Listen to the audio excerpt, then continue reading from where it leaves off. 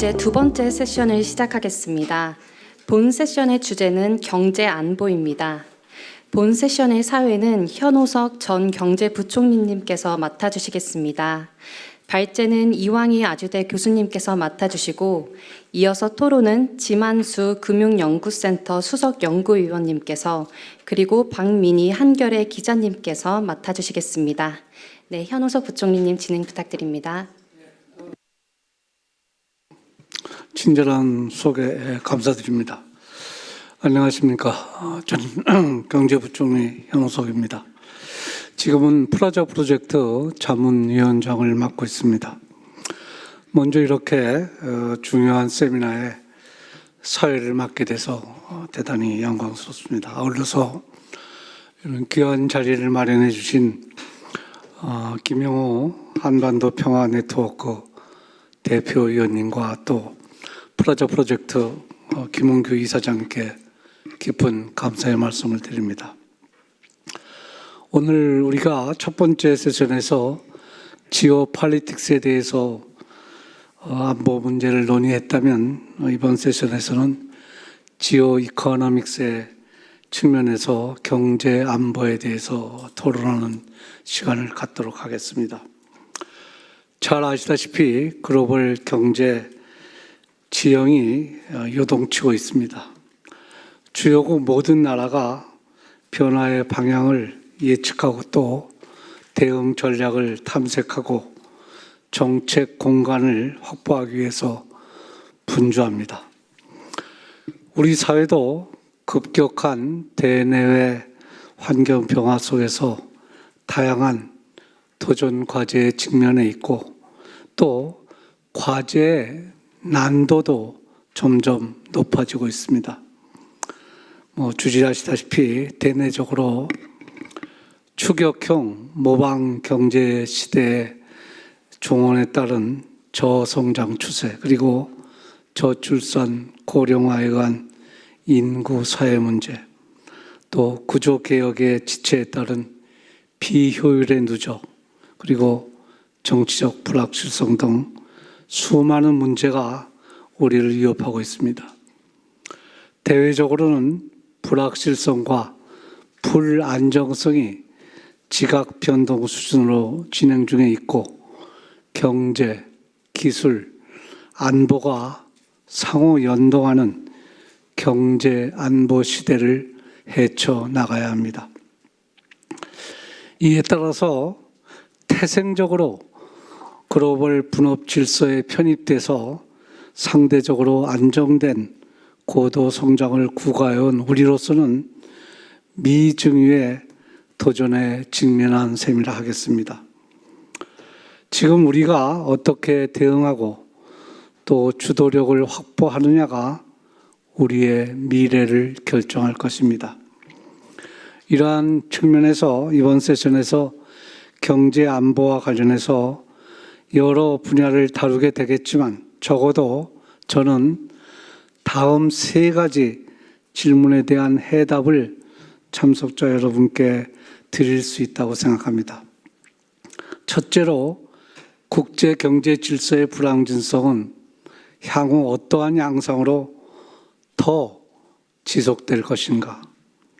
둘째로, 향후 한미, 한중, 한일, 한러 등 경제협력 관계를 포함한 우리의 대외 경제 전략은 어떻게 균형적으로 수립되어야 할 것인가?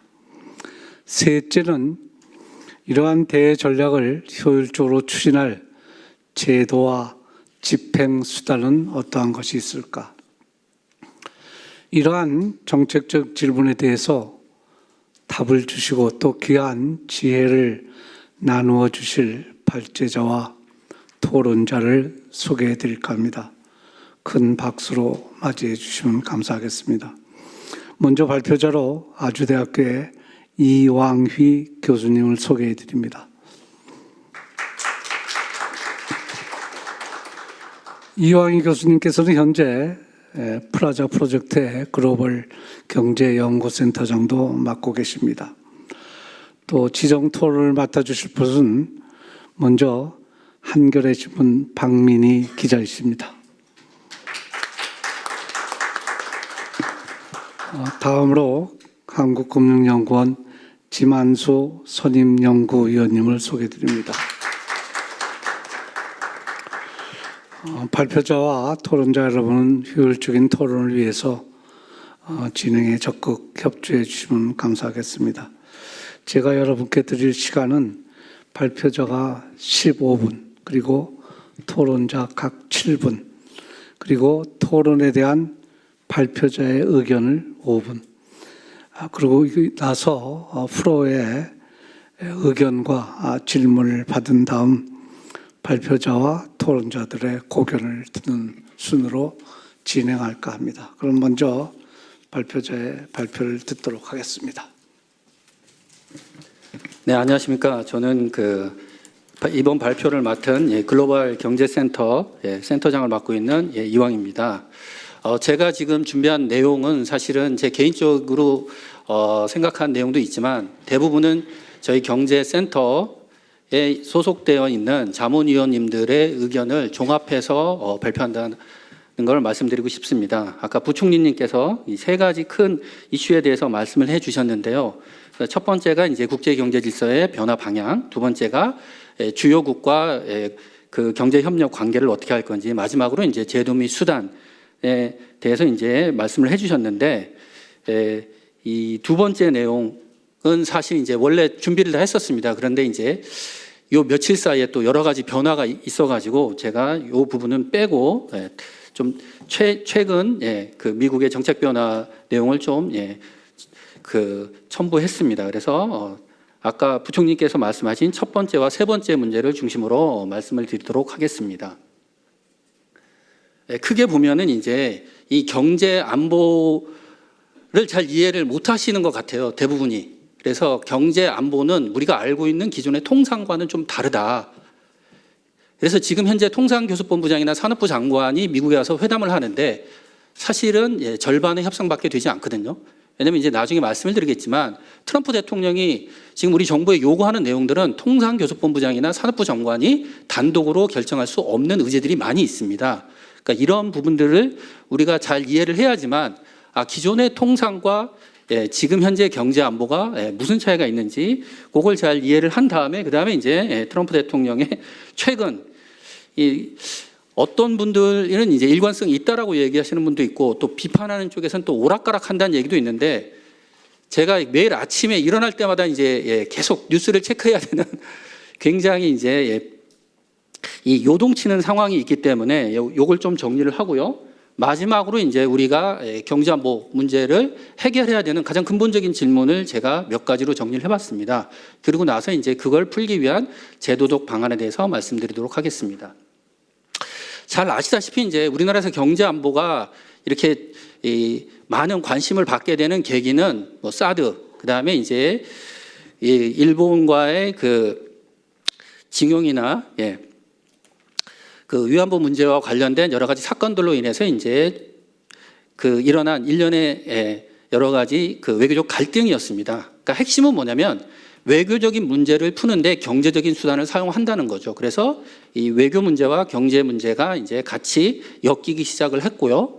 그 다음에 이제 미국에서 이제 그 중국과 무역 전쟁을 시작한 이후로 제재를 많이 하면서 중국에 대한 제재를 했지만 우리 기업들도 많은 피해를 봤다. 중국에 수출을 못하든지 중국에 공장을 갖고 있는 기업들이 장비 반입을 못하든지 이런 문제 때문에 이제 많은 고통을 겪었다. 이런 것 때문에 이제 우리나라에서 경제 안보를 강화해야 되겠다라고 생각을 했고 그래서 이제 지난 정부에 또 현 정부도 그렇고 공급망에 대해서 엄청나게 많은 정책들을 쏟아놨습니다. 근데 지금 이제 문제는 공급망이 아니라 잘 아시다시피 관세입니다.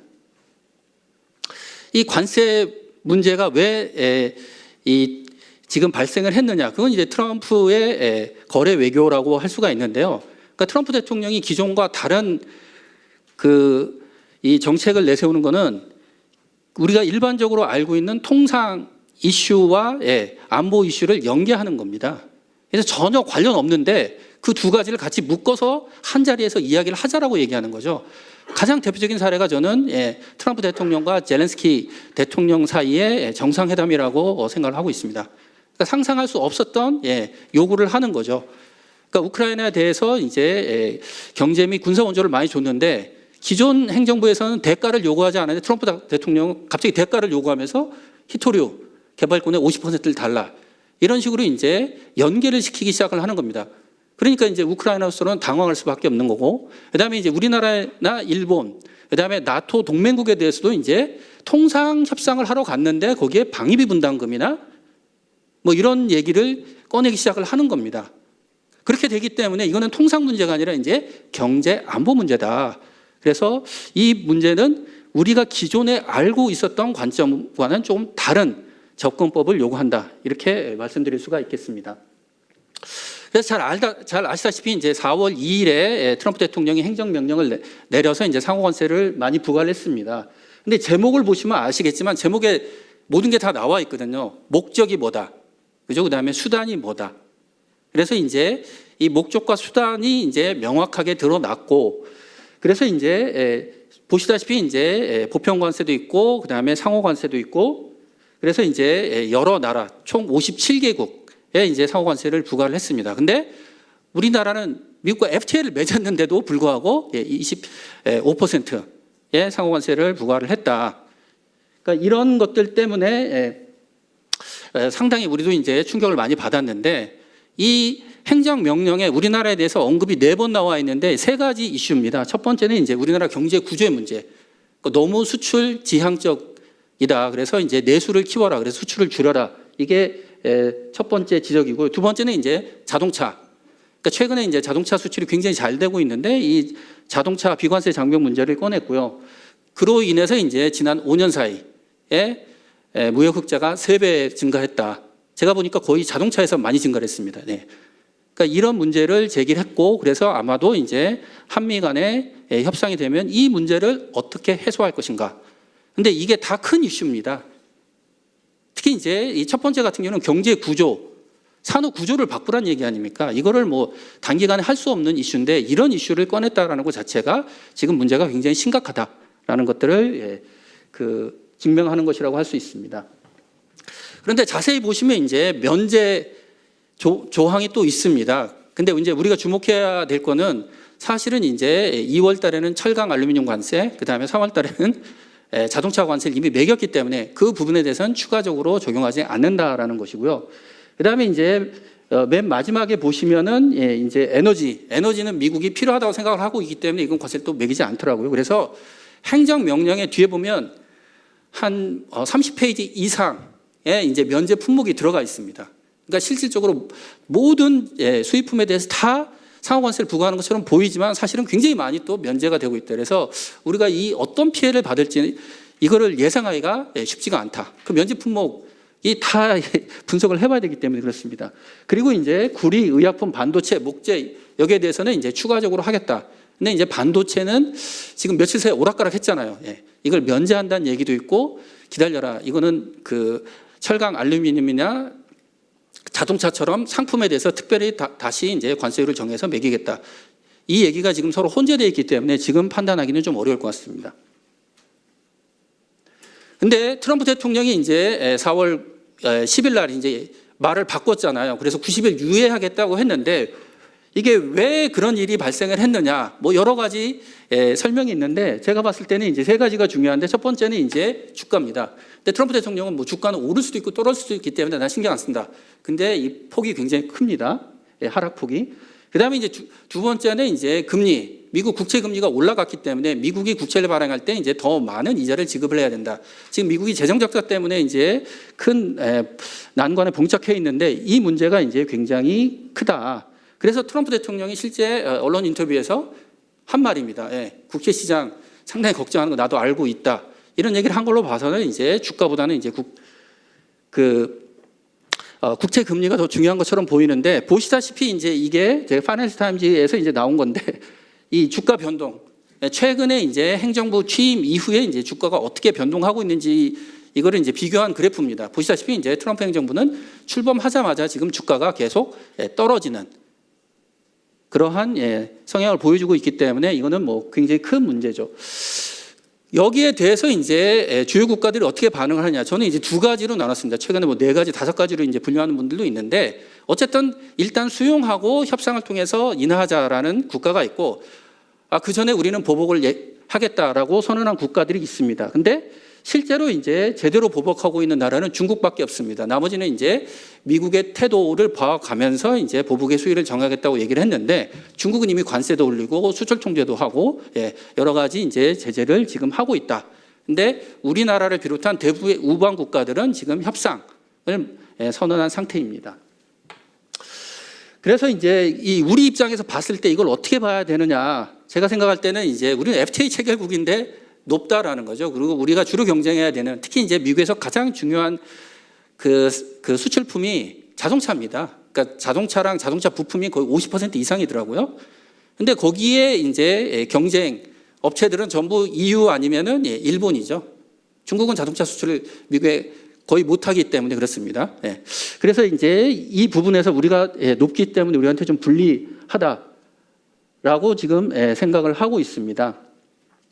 그리고 이제 가장 지금 논란이 되는 거는 FTA가 사실상 무력화됐는데 이거를 어떻게 처리할 건지. 그러니까 멕시코나 캐나다 같은 경우에는 계속 그 USMCA 그 기존의 FTA를 존중해야 된다라고 해서 이제 양보를 받아냈는데 우리는 지금 그러한 얘기도 못 꺼내고 있다. 그래서 이 문제를 어떻게 처리해야 되는지에 대해서도 좀 더 고민이 필요할 것 같습니다. 그리고 이제 트럼프 대통령이 우리나라에 대한 부정적 인식이 너무 심하고 또 사실관계도 혼동하고 있다.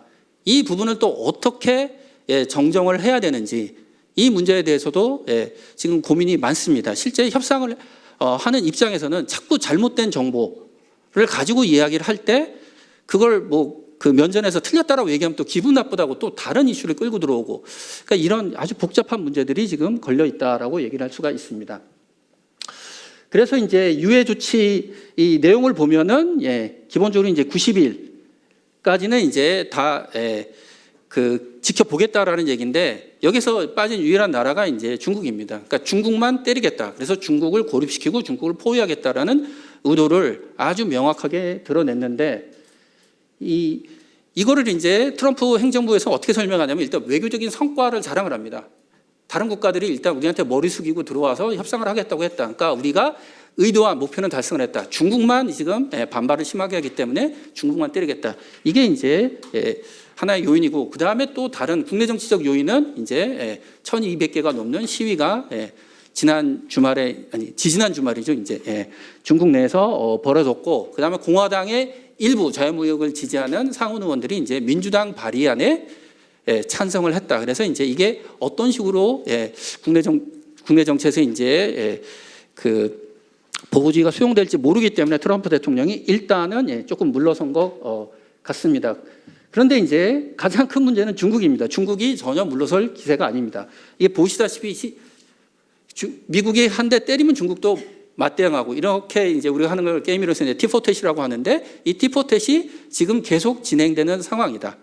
그래서 미국이 지금 145%의 관세를 매기는데 중국은 그럼 우린 125%, 20% 차이밖에 없는데 이게 이제 우리가 역사적으로 스무트 홀리법도 이제 50에서 400%까지인데 그렇게 높지는 않거든요. 그러니까 최고 극단이 400%지 대부분은 100% 내외였었는데 이거는 굉장히 예외적인 지금 상황에 들어가 있다라고 말씀드릴 수가 있습니다. 그러니까 이렇게 이제 통상 문제가 아니라 이건 미중 전략 경쟁에 들어가 있는 상황에서 이제 경제 안보를 둘러싼 경쟁이다. 여기에 대해서 이제 우리가 어떻게 판단을 해야 되는지. 근데 이거는 기존의 통상 문법을 가지고 해석을 하면 안 된다. 제가 아까 말씀드렸듯이 경제 안보적 관점에서 봐야 되는데 그러기 위해서는 지금 제가 5가지 이제 질문을 던지려고 합니다. 이게 답이 있는 건 아니고요. 이 문제를 저희들이 하나씩 점검을 해야지만 우리 국민들의 합의를 도출해낼 수 있다라고 생각을 해서 제가 한번 정리를 해봤습니다. 지금 현재 논의되고 있는 주제는 지금 6가지입니다. 그래서 이제 한덕수 대행과 트럼프 대통령의 전화 통화 내용, 근데 이 자세한 내용은 안 나왔는데 어쨌든 트럼프 대통령의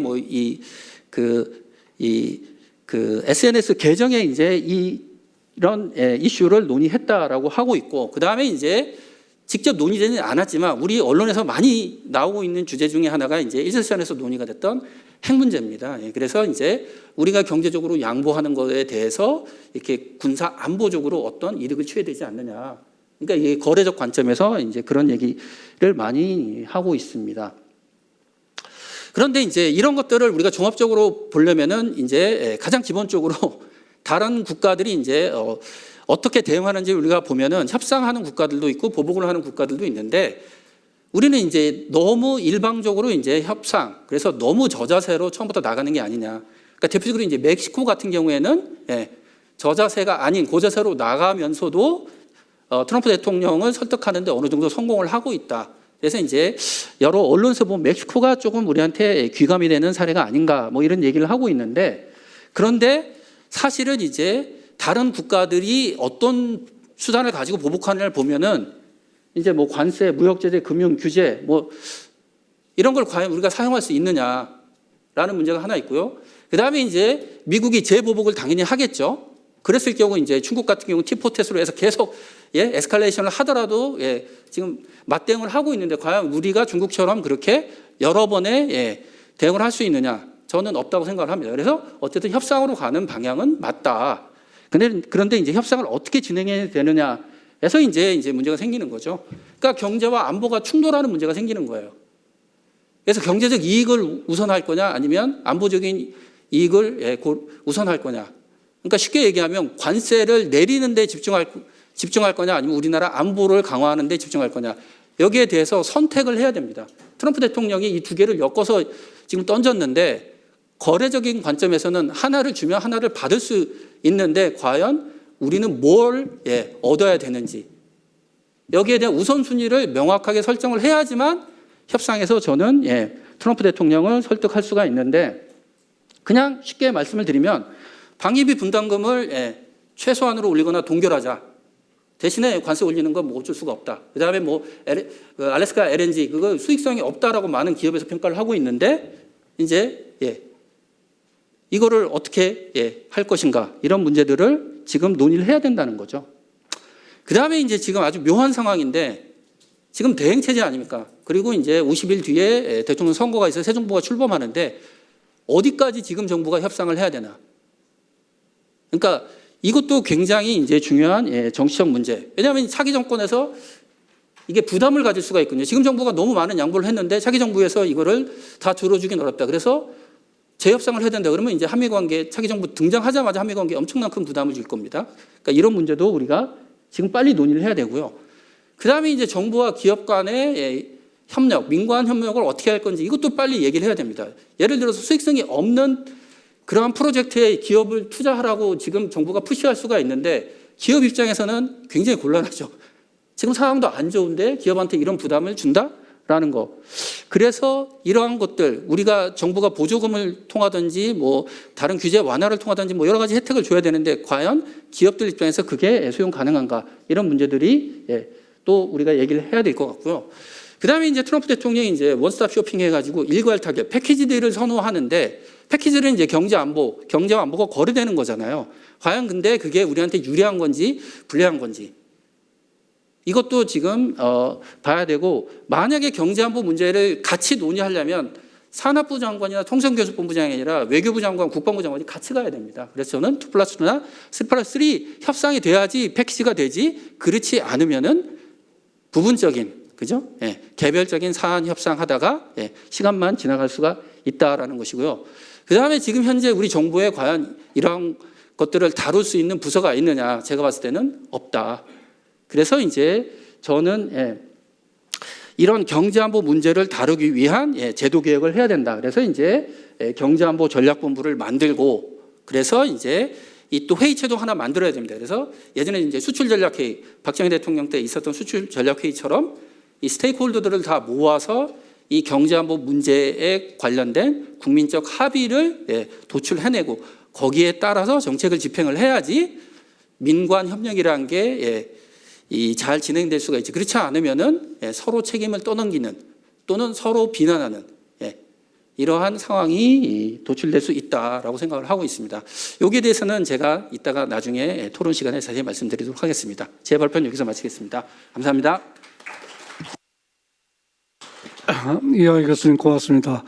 그 경제 안보 특히 트럼프 관세 조치와 관련해서 그 핵심이 뭐고 왜 그것이 어렵고 또 어떠한 방향으로 우리가 이해를 해야 되고 또 하나의 대안으로 어떠한 가버넌스가 있는지에 대해서 아주 그 짧은 시간이지만 아주 이해를 돕는 데 많은 도움을 주셨습니다. 그러면 여기에 대해서 두 분의 지정 토론의 말씀을 듣도록 하겠습니다. 그럼 먼저 지만수 의원님부터 먼저 하도록 하겠습니다. 예. 네, 발표 잘 들었습니다. 이 경제 안보 이슈가 뭐 그 트럼프 등장 이후에 이제 그 관련되는 이슈 자체가 굉장히 많이 변하고 있기 때문에 그 지금 그 점검이 필요하고 뭐 모두가 뭐 지혜를 모은다고 할까요? 논의를 많이 해봐야 되는 이슈라고 저도 생각하고 오늘 좋은 자리가 마련된 것 같습니다.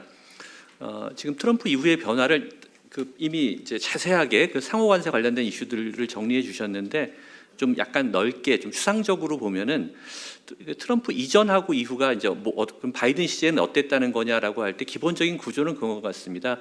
그 전에는 중국을 견제하기 위한 어떤 동맹을 강화하는데 바이든이 거기에 어느 수준으로 참여할 것인가, 관련된 리스크를 어떻게 관리할 것인가 이런 것들이 이제 경제 안보 쪽의 과제였다면 지금은 사실은 또 그 이슈는 잠시 안 보이고 상호 관세 말씀해 주신 것처럼 미국의 우선주의에 대해서 지금 그리고 그 각각 그 우선주의에서 나오는 여러 조치들에 대해서 어떻게 대응할 것인가가 당장은 더 중요해 보이는 그런 시기로 이제 변하고 있습니다. 그리고 그거를 또 다른 다른 방식으로 표현해 보면 바이든 시기에는 이제 글로벌 가치 사슬이라는 게 있는데 그 속에서 미국하고 중국 또는 중국과 다른 나라들 사이에 이질성이 문제가 됐고 이걸 어떻게 다룰 것이냐라는 게 문제였다면 미국이 미국 우선주의를 선언함으로 해서 사실은 미국은 미국 우선주의, 중국은 이제 이른바 중국 특색 사회주의, 그 외에 다른 모든 나라는 전통적인 글로벌 가치 사슬 속에서의 어떤 협력을 추구하는, 그러니까 말하자면 미중 간의 이질성이라기보다는 G2와 다른 전 세계사의 이질성이 문제가 되는 그런 시대로 또 변하고 있는 그런 상황인 것 같습니다. 그 속에서 당장 우리에게 이제 다가올 정책 이슈는 지금 이왕희 교수님이 잘 말씀해주신 미국과의 양자 협상 이슈가 있을 것 같고요. 그리고 그 다음에는 그 자유무역이나 규범 기반의 질서, 과거의 질서를 유지하기 위한 연대의 수준이 이제 어떻게 추구돼야 될 것이냐, 연대가 어떻게 추구돼야 될 것이냐, 뭐 이런 이슈들이 남는 그런 시대가 이제 된 것 같습니다. 그 속에서 우리가 우리의 경제 안보 정책을 이제 설계하고 또 추진해야 되는 시점인데요. 뭐 많이들 이미 하시는 얘기지만 우선은 그 우리 경제의 위상이나 우리 경제의 정체성 같은 것들을 잘 정의해야 아까 여러분이 말씀하신 이른바 국익 중심의 어떤 접근이 가능할 거라고 보이고요. 이제 우리 경제 위상이라는 게 뭐 경제 규모로 세계 12위 정도를 한다고 하는데 그걸 그냥 다르게 그 앞에 있는 나라들을 보면 우리가 알고 있는 G7이 우리 앞에 있는 나라들이고요. 그다음 브릭스가 우리 앞에 있는 나라들이고 브릭스와 G7을 제외하면 우리 앞에 있는 나라는 없습니다. 굉장히 우리는 큰 나라고요. 큰 경제 규모를 가지고 있는 나라고 무역 규모는 GDP 규모보다도 또 훨씬 큰 나라입니다. 그래서 그런 위상에 맞는 이제 그 경제 안보 정책이 필요한 상황이고 그게 예를 들어 뭐 미국하고 중국 사이의 어떤 그 포지셔닝이라고 부르는 그런 식의 접근을 할 수 있는 그런 단계는 이미 오래전에 이제 넘어섰다고 보이고 그런 의미에서는 이른바 전략적 자율성이라는 것을 어떻게 발휘할 것이냐, 우리 국익을 우리가 어떻게 관철할 것이냐를 고민해야 되는 그런 시기인 것 같습니다.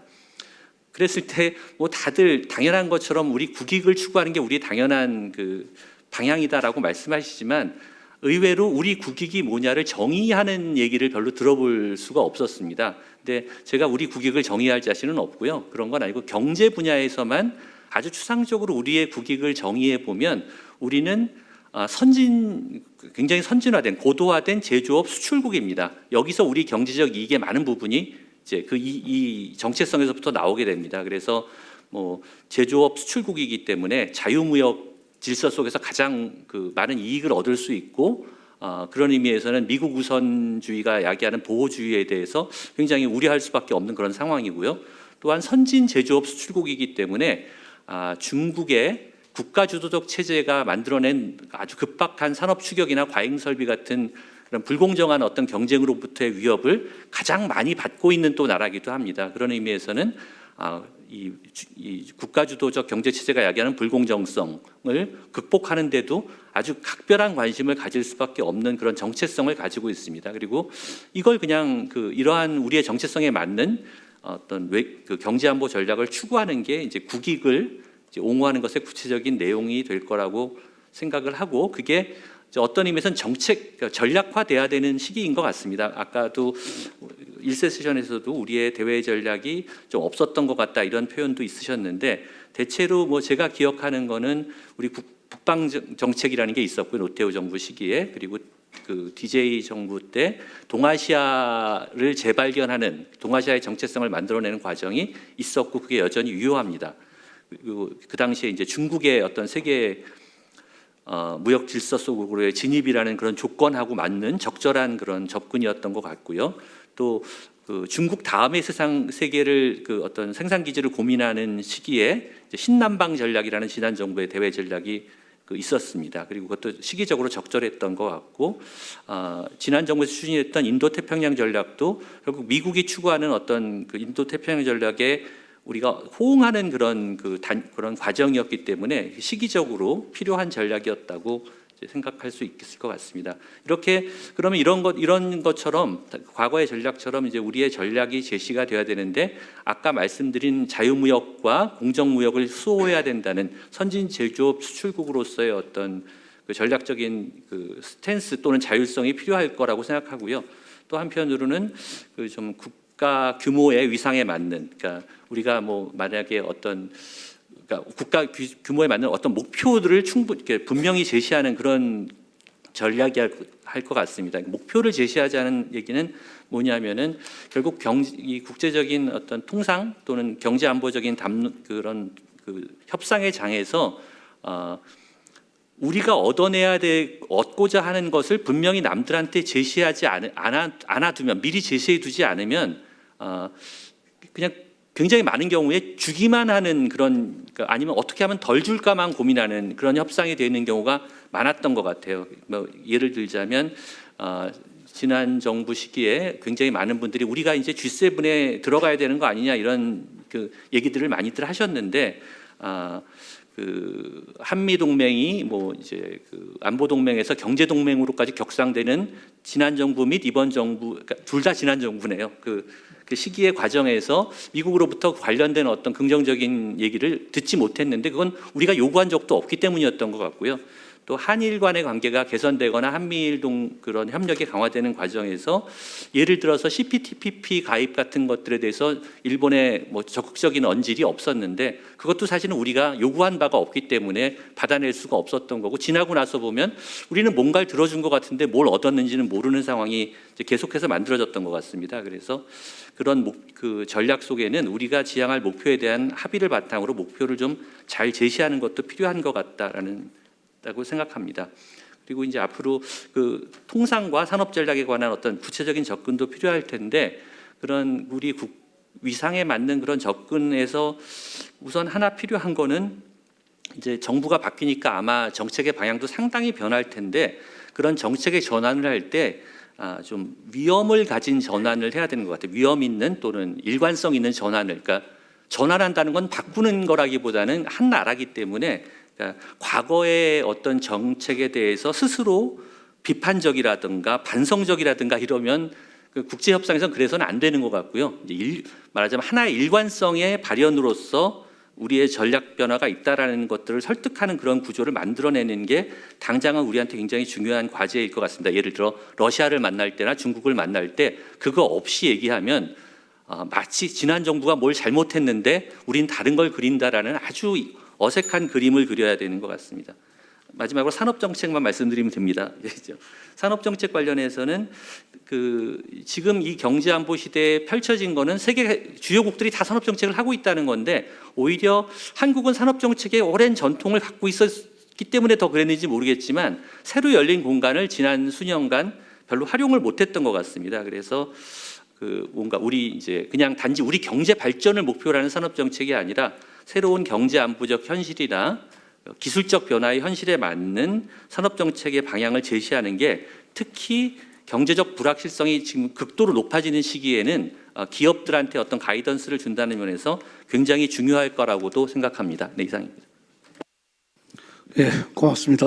지만서 의원님께서 그 세 가지 그 경제 안보 전략에 대한 구체성을 좀 논하셨는데, 하나는 대외 전략에 있어서의 어떤 정체성을 확립해야 된다는 점이고요.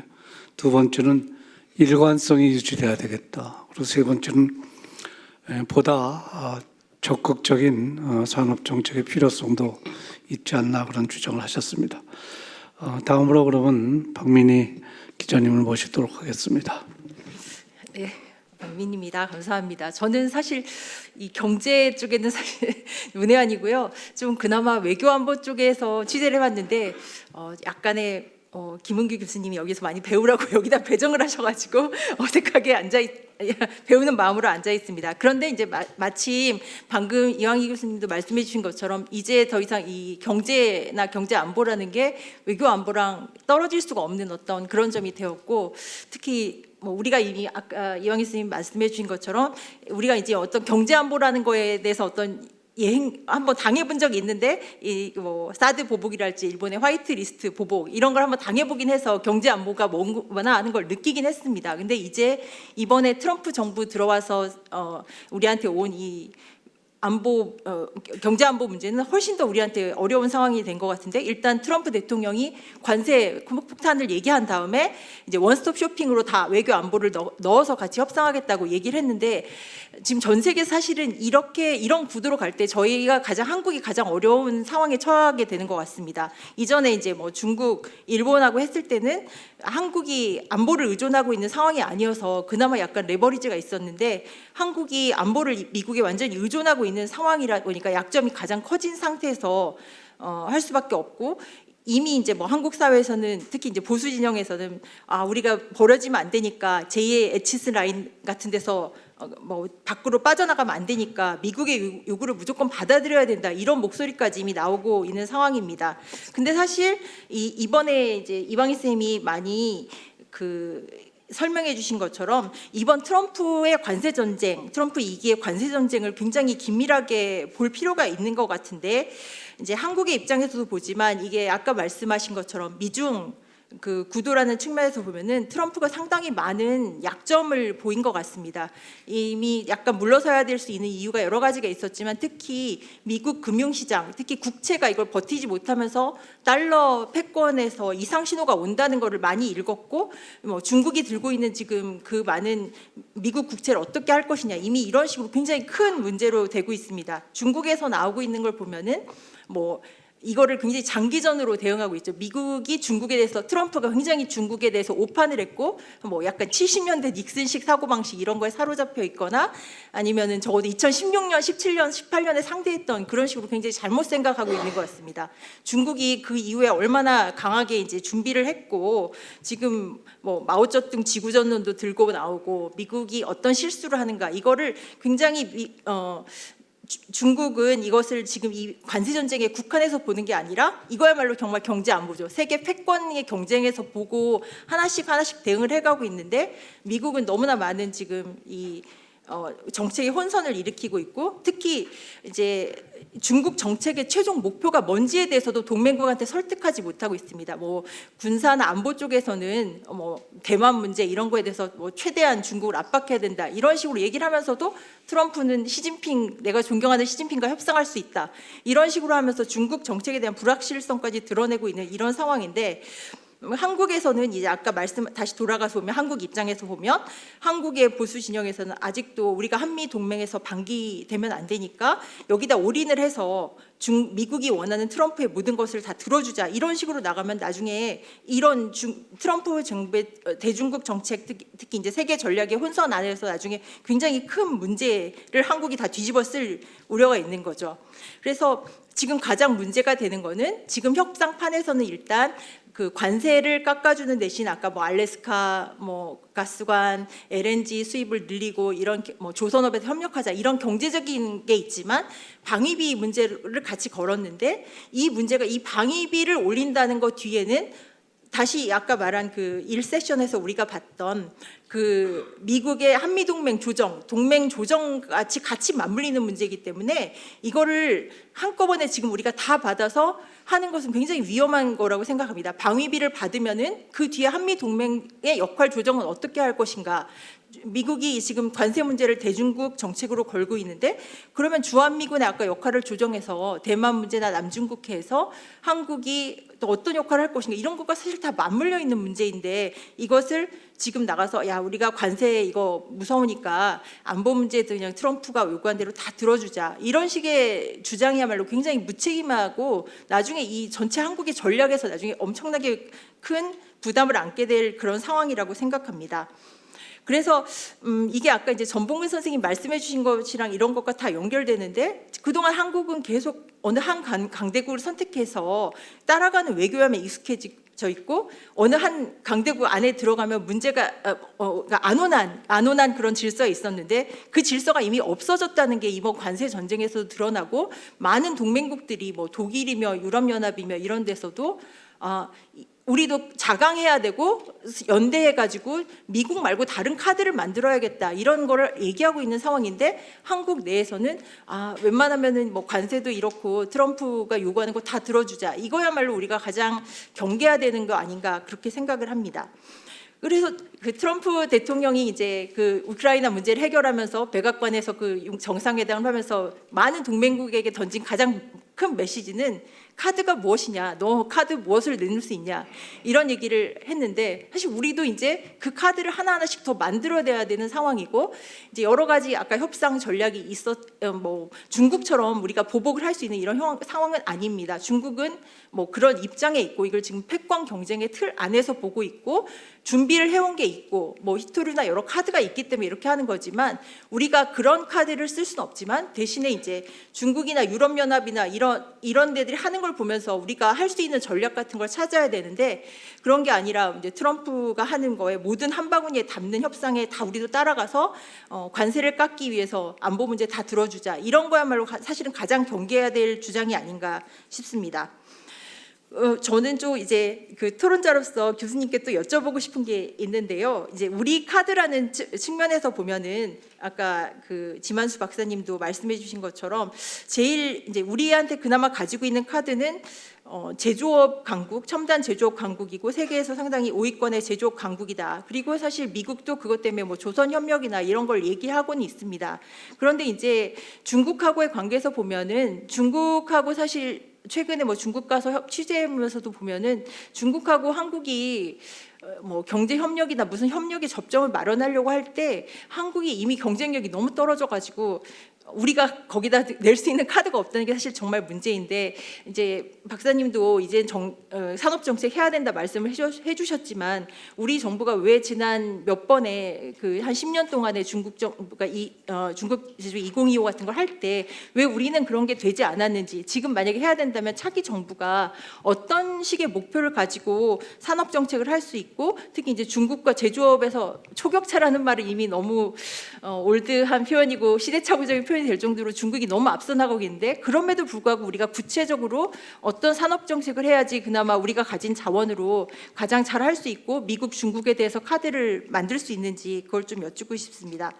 그리고 두 번째로는 이제 이 경제 안보에서도 그렇고 아니면 아까 안보 전략에서도 마찬가지고 우리가 이제 그 같이 연대를 한다고 할 적에 이제 우리가 미중 사이에서 우리가 가질 수 있는 어떤 포지션을 전략적으로 만들어내는 것과 동시에 뭐 이제 러시아 관계 개선 이런 얘기도 하셨지만 유럽연합과의 관계를 어떻게 해야 되나 이런 게 중요한 변수가 될 수 있을 것 같습니다. 왜냐하면 경제적으로 지금 트럼프는 안보적으로 미중러 3대 강대국 관계를 얘기하지만 경제적으로 보면 이 유럽연합이 사실은 3대 강국이잖아요. 미국, 중국, 유럽연합이고 중국도 유럽연합과의 관계를 가져가려고 하는데 우리는 뭐 그러니까 한국이나 일본은 유럽연합과 어떤 관계를 가지고 이 경제안보 정책을 펴나갈 수 있을지 그다음에 1분만 주신다면요. 아까 이왕희 선생님이 이제 말씀하신 것처럼 우리도 이 경제와 안보를 전체 조율할 수 있는 어떤 타워를 컨트롤 타워나 부처를 만들어야 된다. 이걸 말씀하셨는데 어떻게 보면 이제 지금 굉장히 옥상옥이거든요. 이제 원래는 국가안보실에서 해야 되는 거를 지난 12.3 사태 이후에 못 하고 있기 때문에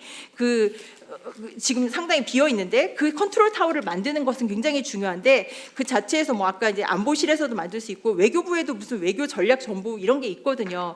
그런데 그런 건 만드는 것보다 사실 어떤 식으로 하는가가 중요할 것 같고 이제 그 경제 안보를 다 같이 하는 건 좋지만 트럼프의 전략에 말려서 경제 안보를 우리가 다 한 바구니에 다 담는 것보다는 우리는 되도록이면 경제만 하고 안보는 따로 떼려고 하면서 트럼프 쪽이 원하는 안보가 뭔지를 탐색해가면서 가는 그런 게 맞을 것 같고 우리가 트럼프 요구대로 한 바구니에 다 담는 거래 너무 딸려갈 필요는 없다는 생각입니다. 감사합니다. 예, 고맙습니다. 그 토론 초반에 굉장히 겸손하게 말씀하셨는데 그 아주 지오폴리틱스하고 지오이코노미스를 잘 융합을 하셔가지고 정말로 중요한 코멘트를 많이 해주셨습니다. 그래서 우리 이 교수님이 나중에 리스폰드 하시는 걸로 하고요. 저도 이 좀 사회자의 고난을 좀 남용해서 두 가지만 좀 코멘트를 좀 할까 합니다. 하나는 그 전에도 이 교수님하고 저하고 많이 대화를 나눴지만 이 지금 트럼프의 경제 안보는 어려운 게요.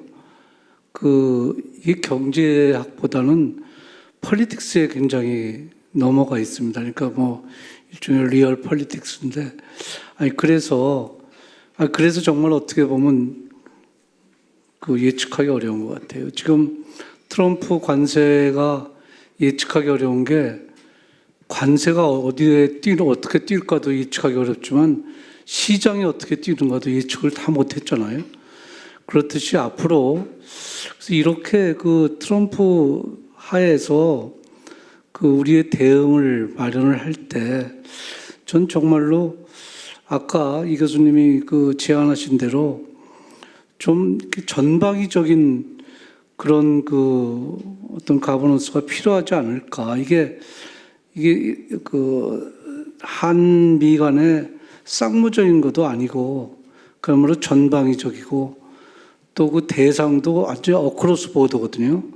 반도체뿐만 아니라 철강 모든 게 다를 망라하고 또 플러스 거기에 국방이라는 요소도 들어가고 있기 때문에 그런 의미에서 좀 지금까지의 우리의 대외 전략에 대한 하나의 구성을 좀 브레인스토밍을 해서 바꿔야 되지 않나 그런 생각이 들었습니다. 이게 단순하게 지금 통상교섭본부 내지는 안보실의 차원이 아니고 어떻게 보면 국가의 아젠다로 할 수밖에 없잖아요. 왜 그런 생각이 드냐면 이게 절대로 일시적으로 끝나지 않거든요.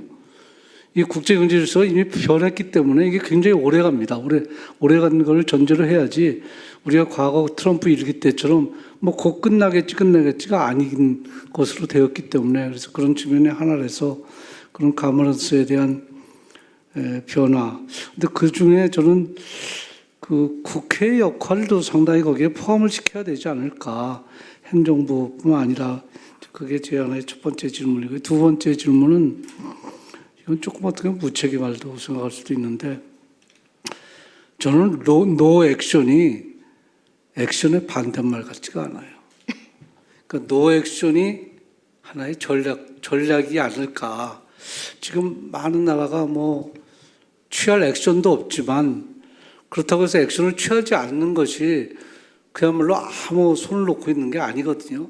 그러니까 어떻게 보면 좀 이렇게 좀 지켜볼 필요도 상당히 있지 않을까.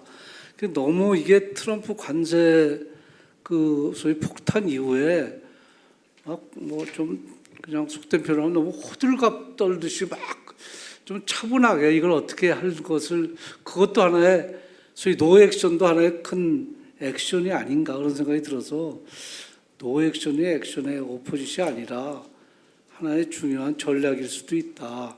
그건 조금 극단적으로 표현했지만 아니 그런 것을 포함한 어떤 전략을 세워야 되지 않을까 그런 생각이 들어서 그 두 가지에 대한 좀 코멘트 부탁드립니다. 먼저 리스폰스 듣고 프로에 좀 의견을 듣도록 하겠습니다. 네. 토론 감사드립니다. 이게 정말 이 근본적인 문제를 다 제기를 해주셨는데요. 저는 그냥 시간상 좀 간단하게 좀 제 나름대로 정리해서 말씀드리도록 하겠습니다. 지만수 박사님께서 여러 가지 좋은 말씀을 많이 해주셨는데 핵심은 결국은 이제 우리가 작년 기준으로 따지면 세계 수출 6위입니다. GDP로는 12위고요. 그런 규모에 맞춰서 이제 전략적 자율성을 확대해야 된다라는 말씀을 해주셨는데 저도 가능하다면 이제 전략적 자율성의 그 공간이나 여지를 넓히고 싶은데 지금 우리가 이제 놓치고 있는 게 뭐냐면 이 경제 안보에서 가장 중요한 게 지금 다른 분들은 다 이게 첨단 산업을 얘기하고 있는데 사실은 국가가 존립하는데 가장 중요한 두 가지는 첨단 산업이 아니라 식량과 에너지입니다. 그래서 중국에서 나온 당대회 보고서 보면 경제 안보에 관련된 거는 딱 두 가지만 나옵니다.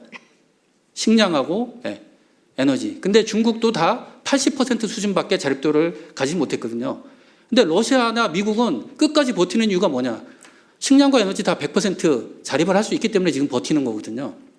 근데 우리는 제가 계산을 해보면 식량은 40% 내외, 에너지는 아마 20% 미만일 겁니다. 실제 발전에 쓰이는 원료들은 95% 이상 제가 수입하는 걸로 알고 있는데, 그러니까 이 두 가지 근본적인 문제를 해결하지 않는 한 경제적 의미에서 이제 전략적 자율성을 하는 데는 한계가 있다. 그러니까 우리가 첨단 산업 몇 가지에서는 이제 레버리지로 사용할 수 있지만 근본적으로 국가가 존립하는 데 필요한 가장 기본적인 펀더멘탈에서는 약점이 많은 나라다. 그다음에 이제 무역 의존도는 또 굉장히 높기 때문에 그래서 어쩔 수 없이 이제 저는 이 트럼프의 정책에 반발하기보다는 협상을 통해서 문제를 해결할 수밖에 없는 구조가 아닌가 이렇게 생각을 하고 있고요. 그다음에 이제 박민희 기자님께서 말씀해 주신 내용들은 이제 크게 두 가지인데 이 산업 정책에 대해서 이제 말씀을 해주셨고 두 번째는 이제 EU와의 관계인데 산업 정책은 사실은 정부가 이제 하는 게 아니라 기업들이 요구하는 걸 정부가 들어줘야 되는데 사실 이 관계가 지금 제대로 잘 설정이 되지 않은 것 같습니다. 그러니까 기존의 산업 정책이라는 건 정부가 기업들을 끌고 갔지만 지금은 이제 오히려 기업들이 훨씬 더 앞서 나가 있는 상태이기 때문에 다른 종류의 산업 정책을 우리가 발상의 전환을 해야 되는데 아직도 많은 부분에서는 이제 국가 주도의 산업 정책만 생각을 하고 있는 게 아닌지 그래서 저는 그 민관 협력에서 왜 민이 먼저 나오는지 이런 부분에 대해서 우리가 한번 생각을 해봐야 될 것 같고요. 그다음에 EU와의 관계에서는 사실 이게 굉장히 어려운데 우리가 FTA를 맺고 있습니다. 그래서 동병상련인데 지금 EU도 지금 다른 국가들과 연대할 여력이 없습니다. 사실은. 그래서 우리도 이제 하면 좋은데 EU 자체가 지금 여력이 없는 상태이기 때문에 이 문제를 어떻게 해결해 나갈지는 좀 더 지켜봐야 될 것 같습니다.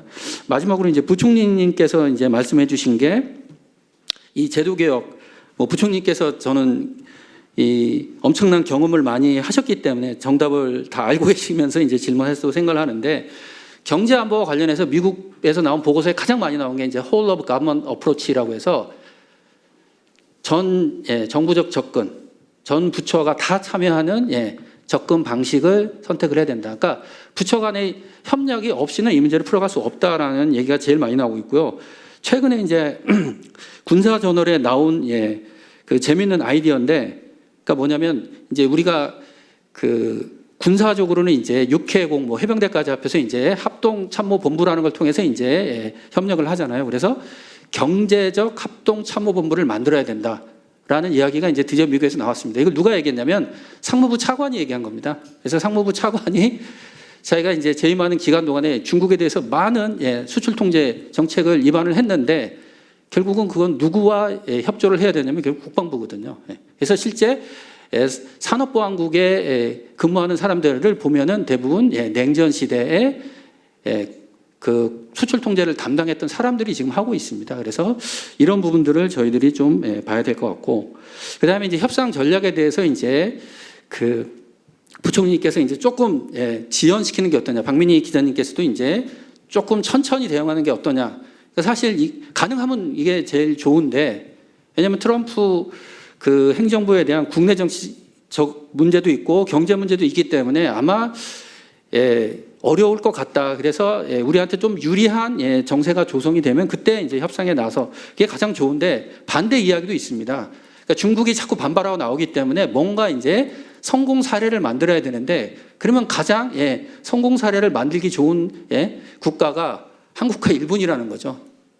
그래서 이미 우리 이시바 수상도 가서 이제 1조 달러 뭐 투자하겠다고 얘기도 했고, 우리 같은 경우에는 이제 현대자동차에 정의선 회장님이 가셔서 투자하겠다는 얘기도 했고, 그다음에 대만의 TSMC도 이제 가서 얘기를 했고, 그래서 이러한 동아시아 3국을 하나의 이제 석세스 스토리로 빨리 만들고 싶다. 오히려 반대의 그 유혹도 있다. 그래서 이게 부총리 말씀하신 대로 우리가 연기하면서 유리한 조건을 성숙되도록 기다리는 거 좋은데, 과연 트럼프 대통령이 그렇게 해줄까?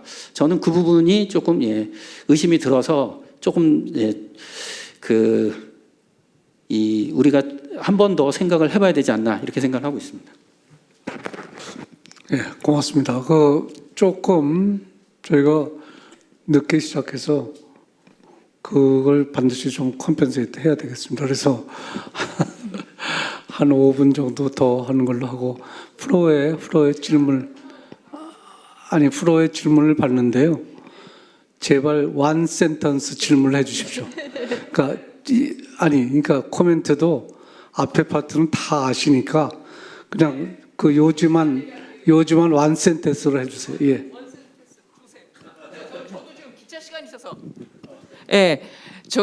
지금 우리는 미국하고 FTA 체결국이기 때문에요. 미국이 이번에 한국에 대해가 관세를 부과한 것이 얼마나 넌센스인가를 FTA 협정에 근거해서 당국자가 미국 측에 얘기를 해야 된다고 생각합니다.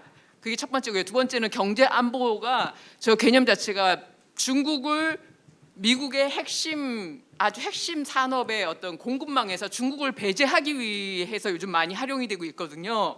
그러니까 그거 결국은 미국과 중국의 문제예요. 그러니까 이 관세 분쟁이 미국과 중국 간에 어떻게 전개돼서 어떻게 결론이 나는지를 좀 볼 필요가 있고, 지금 미국 대통령도 90일 정도 유예를 줬기 때문에 좀 볼 필요는 있어요. 그러나 지금 통상교섭본부라든지 이런 데 정책 당국은 미국에다가 한미 FTA 체결 국가에 대해서 관세를 부과한 것은 이러이러한 요인 때문에 굉장히 넌센스라는 걸 충분히 설명할 수 있어야 되고, 거기에 대해서 미국이 억셉트할 거라고 좀 봐요. 그건 아주 합리적인 근거니까요. 그렇게 생각하고, 경제 안보라는 말 자체가 맨 처음에는 그렇게 생각 안 했는데, 이거는 요즘 저는 어떻게 느껴지냐면, 경제 안보라는 개념을 통해서 우리 한국 사람들이 엄청 겁을 먹게 돼요. 그래서 미국하고 경제관계가 안 좋으면 우리가 죽을 것 같다, 이런 생각이 들게 자꾸 그렇게 오용 남용되고 있거든요.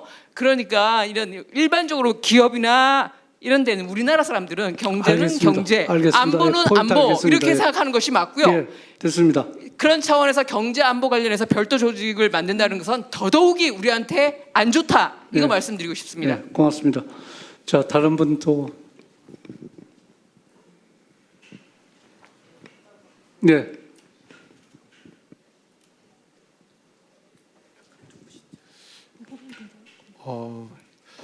경제 안보라는 게 사실 좀 개념을 넓혀가지고요. 그러니까 경제학자 입장에서는 경제 정책을 필 때 경제 정책이 경제 문제뿐만 아니라 미래의 안보 또는 뭐 국방 문제에도 영향을 줄 거라는 거를 가지고 경제 정책을 피는 것이 중요하다고 생각하고요. 그런 면에서 저는 우리가 중국이 어떻게 대응을 해왔는가를 배울 필요가 있다고 생각을 합니다. 그래서 하나 말씀드리고 싶은 게요. 지금은 이제 기술이 굉장히 중요한데, 기술은 공공재 성격이 있기 때문에 시장 실패 요인이 있습니다. 그래서 이런 시장 실패 요인을 정부가 감안해서 아까 지 박사님이 이야기한 대로 정부가 좀 적극적으로 기술 개발, 이런 기술 개발이 미래의 안보와 외교에 국방에 영향을 줄 걸 감안해서 적극적으로 정책을 피는 것이 중요하다고 생각합니다. 여기에 대해서 어떻게 생각하는지 우리 이 교수님 의견을 듣고 싶습니다. 또 추가적으로 예, 경준. 그러니까 이제 제가 생각하고 있는 전략은 이 펀남의 트래벨 게임은 정확히는 아니지만 과거 사례 방위비 분담금을 했을 때 올려주고 그 내부에 뭐 기지 이전이나 이런 비용을 또 그 미국한테 내주는 형태로 이런 형태로 겉으로는 미국의 얼굴을 세이브 페이스 해주고 내부로는 우리가 얻을 수 있는 거를 거기에 다 부여를 시키는 방식은 어떻게 생각하는지요? 정 교수님.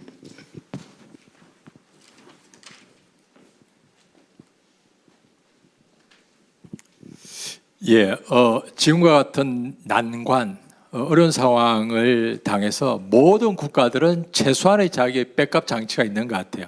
이유는 지역 협력이 있고, 그리고 캐나다는 미국에 종속되어 있으면서 꽤 오랫동안 자율성에 대한 강한 의식이 있어요.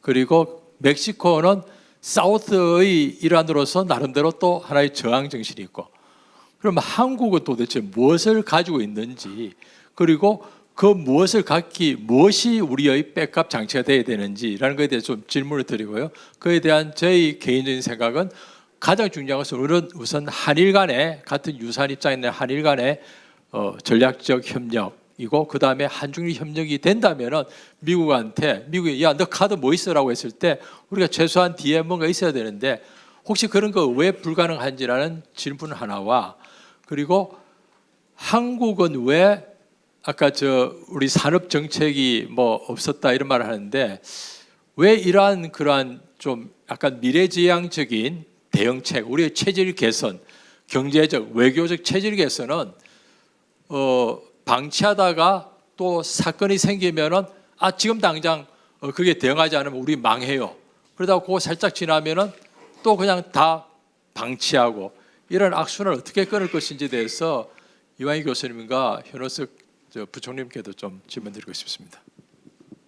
예, 이 박사님.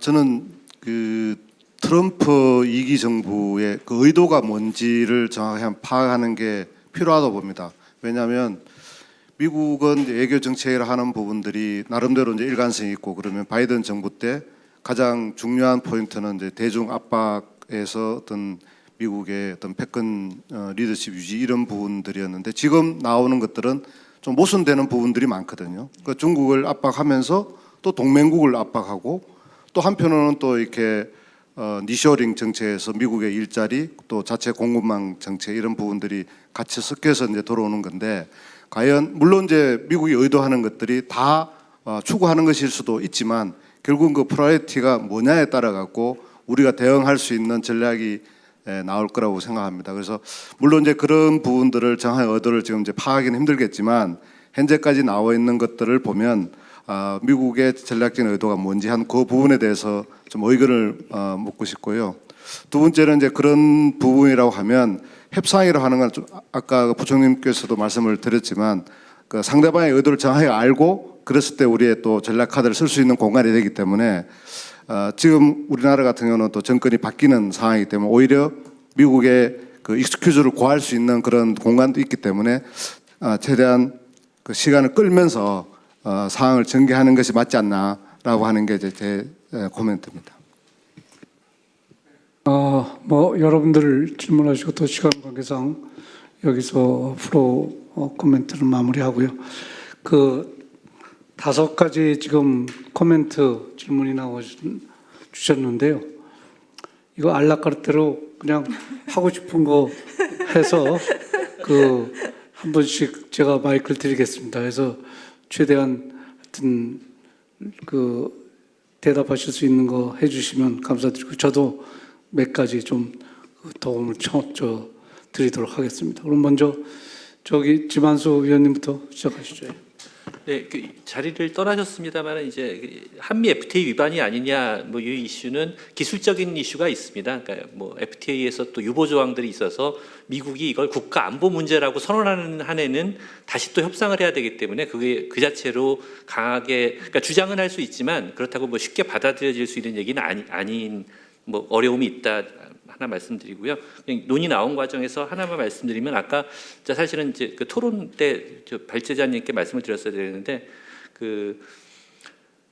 이 뭐 모든 정부적 접근, 부처 간 협력, 뭐 참모본부, 경제안보의 참모본부 이런 게 필요하다고 하는 그런 접근은 이제 주체와 조직에 관한 문제라면 그럴수록 문서화된 그 경제안보 전략이라는 게 꼭 필요합니다. 모든 부처가 같이 같은 테이블이라고 그래 같은 페이지에서 추진하도록 하는 그 문서화된 전략은 굉장히 필요하고요. 지난 정부에서도 자유평화 번영의 그 인도태평양 전략이라는 좋은 그 문안이 있었습니다만 제가 그 정부 관계자들 만나면서 느낀 거는 외교부 말고는 언급도 안 하려고 하고 외교부도 그 장관이 바뀌신 다음에는 마치 없었던 문서 취급을 하고 그런 식의 분위기를 느꼈었습니다. 그래서 그러니까 모든 정부가 그 참고할 수 있는 문화는 모두 정부가 함께 만들어야 되는 또 그런 뭐 어떤 조건이 있는 것 같습니다.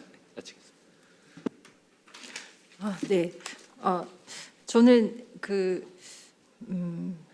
외교안보 전략을 아까도 말씀하셨는데 저도 지금 뭐 외교안보 취재한 지 뭐 됐습니다만 지금 국론 분열이 너무 심하고 여야 초당적 합의가 전혀 되지 않기 때문에 정부가 바뀔 때일수록 이전 정부 거를 지우는 것이 전략인 그런 상황이 계속되고 있는데 정말 한국의 외교안보 전략에도 뭔가 축적이라는 게 있어야 되고 뭐 전 정부에서 잘못한 건 지우더라도 가져갈 수 있는 거 가져가면서 쌓아야 되는데 모든 거를 깡그리 지우고 하면서 계속 뭔가 당파적으로 만드는 이 상황이 굉장히 뭔가 우리의 힘을 소진하고 있는 것 같습니다.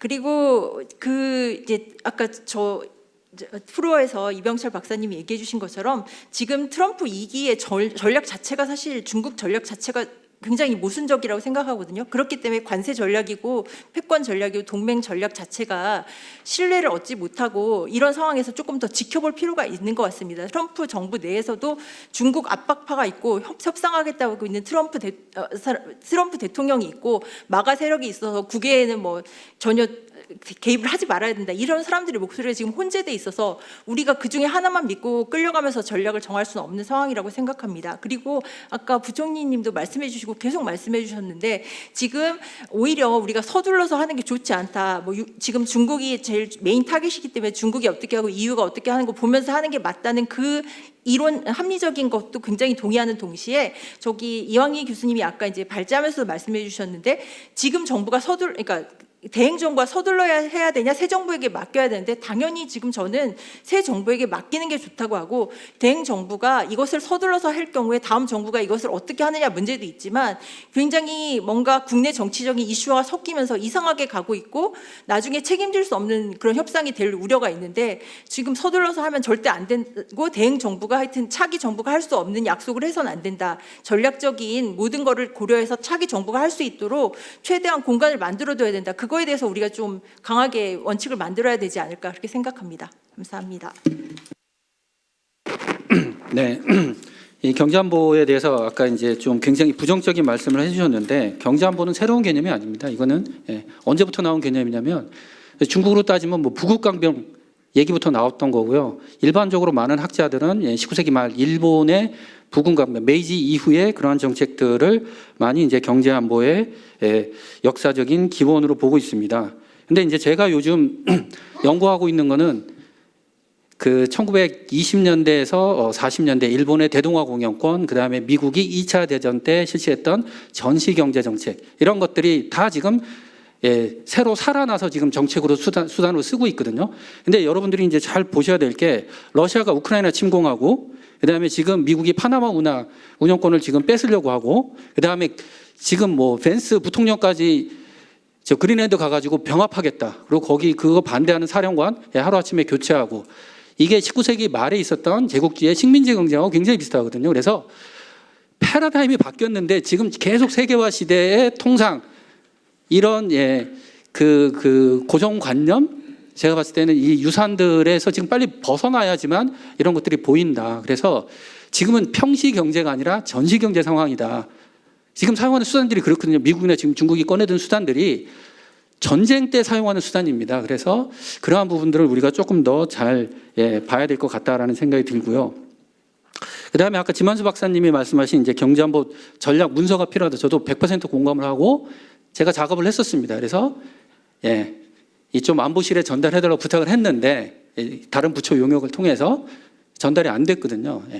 그러니까 지금 과거 정부가 상당히 많은 노력을 했다라고 하지만 저도 이제 그런 부분. 그래서 이걸 만들 때는 어느 특정한 부처나 이 정부에서 독점하는 게 아니라 이거는 기업들과 같이 해야 되거든요. 그래서 그렇게 민관 협력할 수 있는 이러한 그 플랫폼이 빨리 만들어져야 된다 이렇게 생각하고 있습니다. 이상입니다. 뭐 저도 몇 가지 좀 첨언을 하면요. 이게 아마 다음 세션에도 연장이 될 것 같은데 우선 첫 번째로 우리 지금 이 교수님 말씀하신 대로 국제경제 질서가 완전히 바뀌었습니다. 근데 아직도 많은 분들은 이게 자꾸 이코노믹스의 차원에서 자꾸 접근을 하려고 그래요. 그러니까 무슨 말씀이냐면 트럼프의 지금 그 조치 이런 것은 경제학적으로 보면 정말 빵점이죠. 빵점. 경제 언론도 읽지 않은 건데 그런데도 하잖아요. 그러니까 그게 뭐냐면 그야말로 리얼 폴리틱스거든요. 그 폴리티컬한 측면에서 접근을 하는데 많은 경우에 우리뿐만 아니라 많은 경제학자들 또는 정책하시는 분들은 옛날 생각을 해서 왜 그럴까? 이게 경제적으로 아무 도움이 안 되는데 왜 그럴까? 하는 접근을 하거든요. 그래서 정말로 어떤 발상의 전환을 해서 우리가 접근을 해야 된다 하는 게 하나의 측면이고요. 두 번째로 이 전 교수님 말씀드린 거하고 좀 맥을 같이 하는 건데 어떻게 보면 한국이 굉장히 다른 어떤 나라보다 잘 준비가 돼 있죠. 한국이 전 세계에서 제일 많이 FTA를 하고 있지 않습니까? FTA라는 게 큰 연대가 될 수 있거든요. 근데 지금 행동을 못 하고 있어요.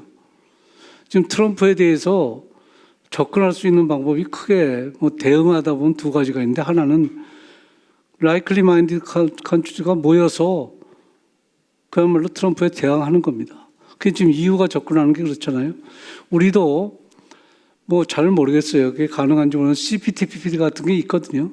CPTPP도 있고 우리가 가진 FTA라는 그런 연대를 통해서 아마 보이스를 낼 수 있다고 봅니다. 그래서 저는 한국이 그렇게 전혀 어떻게 보면 무에서 있다 그렇게는 생각하지 않고요. 또 하나의 측면은 이것도 비슷한데 우리 기업들이 미국에 대해서 가지고 있는 초크 포인트가 있어요.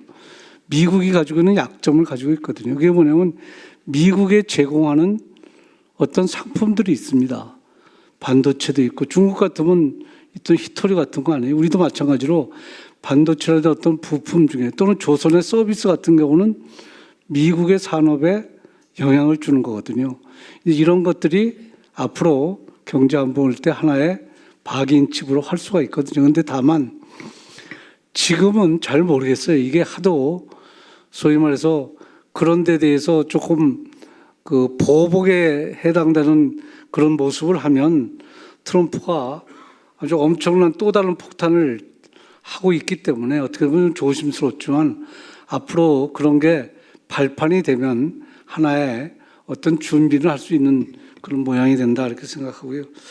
마지막으로 이게 과거하고 달리 이제는 경제 안보가 아니라 이게 아까 정말 그런 경제 합참 그런 말씀을 하셨는데 정말로 이제 조금 달라진 세상에서 어떻게 세팅을 하느냐 하는 게 있어요. 그래서 근데 지금도 모르겠습니다. 이게 우리나라뿐 아니라 다른 나라도 정책 당국자들이 트럼프의 저것을 어떻게 대응할까?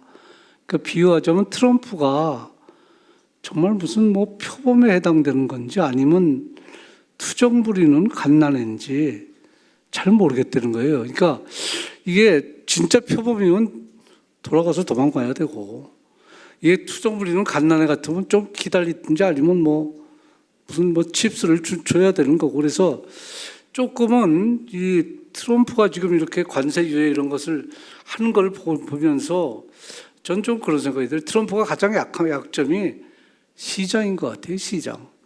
그러니까 시장이 어떤 충격이 나오면 저런 조치를 할 수밖에 없거든요. 예를 들어서 주가가 떨어진다든지 아니면 뭐 미국의 국제금리가 한다든지 또는 뭐 리세션이 온다든지 이러면 아마 이런 트럼프의 그 소위 경제 안보에 대한 소위 말해서 정치학적인 어떤 그런 조치도 좀 달라질 수 있는 여지가 있다. 그래서 저는 조금은 아까 뭐 우리 박 기자님도 말씀하셨지만 좀 상당히 좀 신중하게 좀 웨이트 앤 씨를 해볼 필요는 있지 않나 그런 생각이 들어서 뭐 그 다른 분들 의견에 동의를 하게 되었습니다.